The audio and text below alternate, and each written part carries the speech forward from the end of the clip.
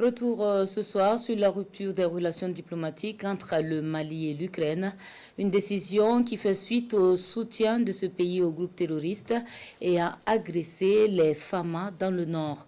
Aucune réaction jusque-là de la communauté internationale. Ibrahima Traoré de l'ORTM revient sur les raisons d'un divorce aux allures d'un rappel à l'ordre.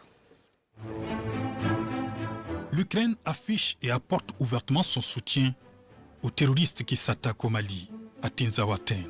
Ce sont des FAMA, dignes et braves fils du pays, qui sont tombés en martyrs sous les balles assassines d'un ennemi à visage découvert, au vu et au su d'une communauté internationale à double vitesse.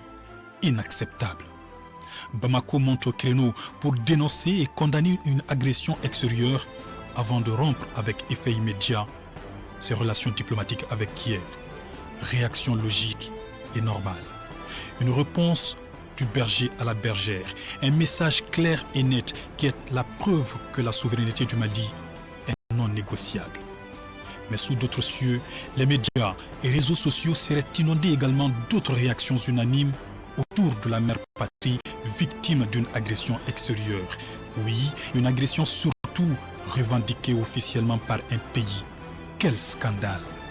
Au Mali, les soutiens ça et là demeurent timides et les voix qui s'élèvent sont à peine audibles. Que deviennent les forces vives de la nation? Où sont les partis politiques? Pourquoi la société civile se tait? Personne ne s'exprime.